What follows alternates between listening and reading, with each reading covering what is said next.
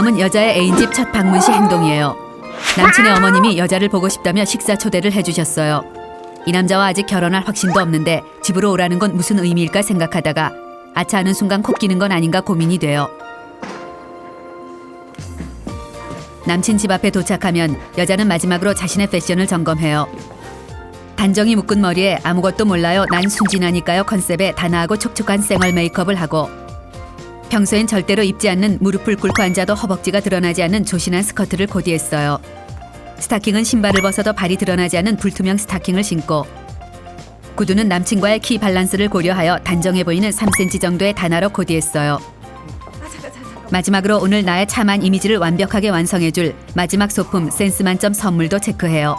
여자가 평소에는 맛은 별로 없으면서 더럽게 비싸다고 비난했던 화과자지만 왠지 이 고급스런 화과자가 나를 참하고 조신하며 센스까지 있는 이미지로 완성시켜줄 것이라 믿어요. 남친 집으로 들어서려는데 헉 큰일 날 뻔했어요. 나도 모르게 남친의 손을 잡고 있었나 봐요. 혹시 남친의 어머니가 우리가 손을 잡은 걸 보고 발랑까진 지지배라고 생각하진 않을지 불안감이 엄습해요. 들어와. 여기가 우리 집이야. 드디어 남친 집에 입성했어요. 여자는 수줍은 표정을 지으며 재빨리 남친이 살고 있는 집을 스캔해요. 집을 보면 어머니의 성향, 취향, 성격들을 알 수 있으니까요. 표정은 어머님의 초대가 황송해서 죽을 것 같아요라는 뜻의 미소를 띄우고 조신이 앞섬을 가리고 수줍게 하는 배꼽 인사를 해요.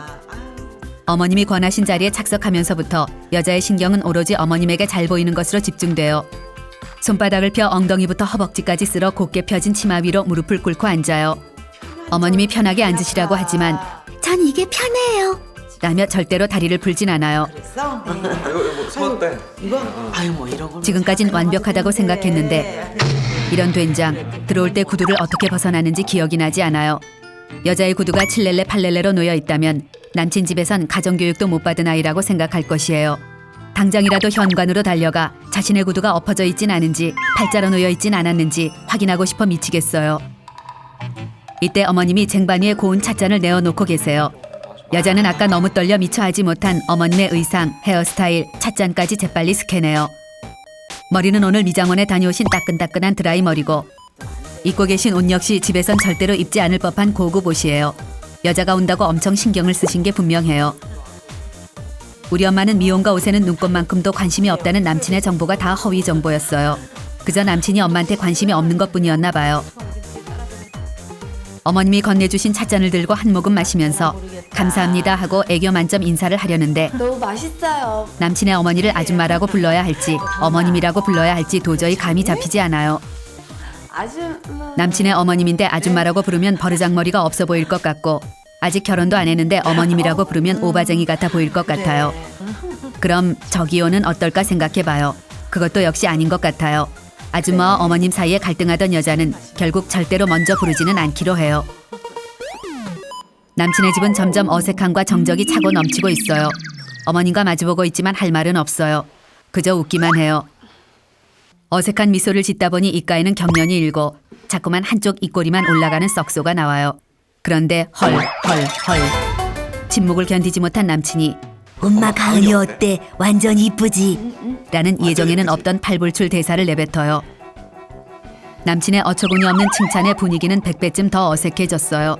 쑥스러운 미소를 지으며 남친의 옆구리를 찔러 당장 그 촐싹맞은 입을 다물라는 자연스러운 신호를 보내요.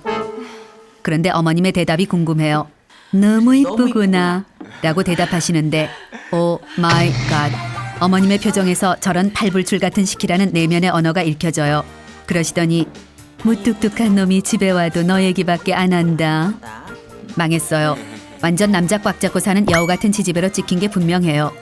평소에는 애정을 구걸해도 표현 안 하던 남친이 왜 이런 타이밍에 저딴 시키지도 않은 말을 내뱉는지 원망스러워요. 어머님이 아들이 내뱉은 여친 칭찬에 손발이 오그라들으셨는지 재빨리 자리에서 일어나시며 저녁을 준비하신대요. 지저스, 드디어 올 것이 오고야 말았어요. 여자는 남친 집에 오면서부터 식사 준비를 도와드린다고 나서야 할지 가만히 앉아 있어야 할지 고민했어요. 며느리도 아닌데 부엌까지 드나드는 건 오바인 것 같다가도 이렇게 앉아만 있는 것은 초절정 싸가지 막장 여친으로 보일 것 같아요.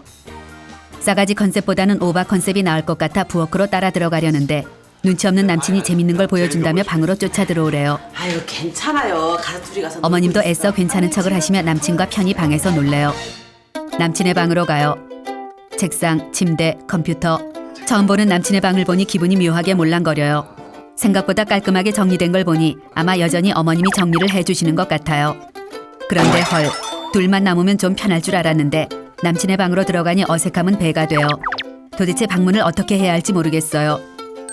문을 열어놓으면 방 밖의 식구들이 지나치다 쳐다볼까봐 불편하고 문을 닫으면 남친 식구들이 얼레리 꼴레리 이상한 상상을 할까봐 더 불편해요. 여자는 방문을 열리지도 닫히지도 않은 애매한 상태로 두기로 해요. 진짜 오랜만에 남친과 함께 어린 시절 남친의 앨범을 둘러봐요. 남친의 귀여운 사진에 그간의 스트레스와 긴장이 풀리려고 하는데 남친의 아가 시절 누드 사진이 보여요. 꼬마 아가 남친의 사진인데 자꾸만 시선이 은밀한 그곳으로 향해요. 자신의 본능적인 눈길에 민망함은 이루 말할 수 없어요. 왠지 남친과도 머쓱하고 어색해졌어요. 드디어 남친 집 방문의 하이라이트. 난이도 별 5개, 식사 시간이에요. 여자는 두근거리는 마음으로 식탁으로 향해요. 여자가 온다고 남친 어머니가 상다리 부러지게 차려주신 반찬들을 보니 부담은 배가 돼요. 심지어 잔뜩 긴장을 해서 그런지 배도 고프지 않아요. 남친이 우리 엄마 최고 반찬이라며 불고기를 여자의 밥 위에 올려요. 여자는 재빨리 어머님의 표정을 살펴요. 오 마이 갓. 어머니의 얼굴에서 평소에 얼마나 우리 아들을 잡았으면 밥 시중까지 들게 하는 거냐. 내년 이라는 분노와 이글거리는 질투가 느껴져요. 완전 망했어요. 이 주책바가지 시키. 어디서 오바 떠는 약이라도 주워 먹고 왔나 봐요. 여자는 남친에게 식탁 밑으로 이딴 오바지를 멈추라는 강렬한 발짓 신호를 보내요. 그리곤 최대한 너무나 감사하고 맛있다는 표정으로 자신에게 주어진 밥그릇의 쌀을 천천히 제거하기 시작해요. 그런데 이런 말미잘 레이션, 젓가락을 들어 반찬을 집어 먹으려는데 먹고 싶은 반찬은 너무 멀리 있고 여자 앞에는 편식을 해서 안 먹는 야채 반찬들 뿐이에요. 저 멀리에 있는 김이 모락모락 나는 잡채가 먹고 싶지만 멀리 있는 반찬을 집어 먹으면 식탐이 있어 보일 것 같고 가까이 있는 반찬만 먹으면 편식을 하는 것처럼 보일 것 같아요. 밥은 먹어도 줄지는 않고 밥이 입으로 들어가는지 코로 들어가는지 도통 구분이 되지 않아요. 이때 반찬을 집던 젓가락에서 반찬이 식탁에 떨어지는 대참사가 발생해요. 재빨리 눈알을 굴려 서툰 젓가락질이 걸렸나 확인하는데 이런 된장. 식탁에 앉은 모든 사람이 여자만 쳐다보고 있어요. 망했어요. 이제 젓가락질도 못하는 772로 찍혔을 게 분명해요. 남친 부모님은 식사 자리에 어색함을 풀려는 듯 부모님은 뭐 하시니? 공부는 잘하고 있니? 아들이 잘해주니? 질문 융단 폭격이 쏟아져요. 이게 청문회인지 식사 자리인지 모르겠어요. 식사가 끝나면 여자는 또다시 고민에 빠져요. 먹은 숟가락, 젓가락, 밥그릇은 설거지통에 넣어야 하나? 혹시 설거지라도 내가 해야 하는 건 아닌가? 도대체 밥 한 번 먹는 게 왜 이렇게 어려운지 모르겠어요. 여자는 설거지는 제가 할게요라고 말하려고 했지만 고민하는 새에 말할 타이밍을 놓치고 말아요. 드디어 마지막 관문, 후식 과일 시간이에요. 그런데 오 마이 갓. 어머님이 깎지 않은 과일을 통째로 들고 와요. 깎이지 않은 과일을 보자 여자는 심박수가 증가하고 식은땀이 흘러내려요. 드디어 올 것이 오고 말았어요. 맛있어 보여요. 저건 분명 어머님의 네가 한번 깎아보라는 강렬한 신호가 분명해요. 여자는 칼질에 자신이 없어요. 완전 좌절이에요. 자꾸만 자신을 시험에 빠뜨리는 남자의 어머님이 원망스럽고 남친 집에 괜히 왔다는 후회가 밀려와요. 하지만 겨우 과일을 깎는 일이에요. 난 할 수 있다며 마인드 컨트롤을 하고 자신에게 자신감을 불어넣은 뒤 여자는 과일을 깎기 시작해요. 시작부터 다르잖아. 그런데 제길슨. 손바닥은 땀이 흥건해 자꾸만 과일이 미끄러지고 손가락은 경련까지 일어나요. 이건 과일을 깎는 건지 조각을 하는 건지 모르겠어요. 심지어 여자가 손으로 주물러대던 사과는 점점 갈변하기 시작하고 깎아놓은 사과보다 잘려나간 껍질이 더 많아요. 이때 손을 바들거리며 사과를 깎는 여자가 측은했는지 주책바가지 남친이 얘가 너무 곱게 자라서 그래. 라는 최후의 한 방을 날려요. 역시 저 시키의 입을 아까 묶어놨어야 했어요. 분명 남친의 어머니는 여자를 과일 하나 제대로 못 깎는 마음에 전혀 들지 않는 며느리감이라고 생각할 게 뻔해요. 완전 좌절이에요. 드디어 여자가 깎아놓은 과일 조각까지 모두 먹었어요. 모든 관문이 끝난 것이에요. 다리에는 쥐가 나고 안 입던 옷은 답답해 미칠 것 같아 나 집으로 돌아갈래. 라고 소리를 지르고 싶어요. 그런데도 그 누구도 일어나서 가라는 해방의 말은 해주지 않아요. 가고 싶은데.